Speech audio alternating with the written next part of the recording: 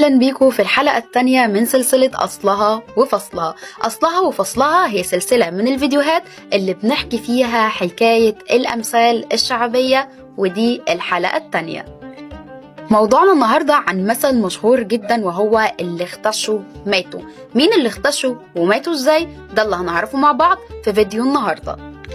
تعالوا نرجع بالزمن لورا، وتحديدا في عهد المماليك أو العثمانيين.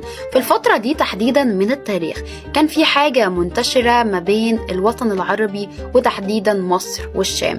في الأماكن دي كان منتشر حاجة اسمها الحمامات العامة، ودي كانت حمامات بتكون موجودة في الحواري الشعبية المصرية، وكانت بتكون مخصصة لغرض وهو الاستحمام، لأن ما كانتش متوفرة في البيوت في الفترة دي من الزمن. فكان ايه اللي بيحصل؟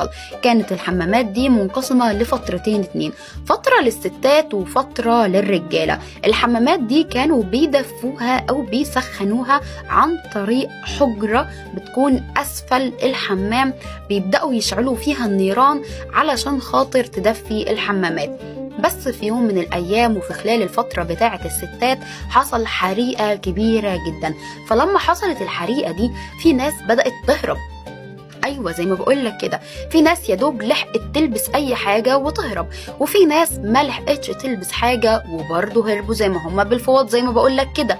بس في ناس كانت بتختشي على نفسها او بتتكسف او عندها حياء، عندها خجل، عندها كسوف زي ما بنقوله، وقالك لا احنا هنفضل زي ما احنا لحد ما يطفوا الحريقه دي ونبقى نطلع. اللي حصل ان الحريقه ما اتطفتش بالسرعه اللي هم كانوا متخيلينها، وللاسف الشديد الناس اللي اختشت وفضلت قاعده في الحمام ماتوا. فجاء الناس بعد ما الحريقه خلاص اتفضت وكل حاجه خلصت، فالناس بتسال ايه اللي حصل، فقالك اللي اختشوا ماتوا. ومن هنا جت جملة اللي اختشوا ماتوا، وبقى مثل مشهور جدا بيتقال في المواقف ان لما حد بيعمل حاجة غلط وبيتباهى ان هو بيعمل الغلط ده، بنرد عليه ونقول له اصل اللي اختشوا ماتوا. وده كان موضوع حلقتنا النهاردة، ونقابلكم الحلقة الجاية مع مثل جديد. ما تنسوش تشاركونا رأيكم في التعليقات. سلام عليكم.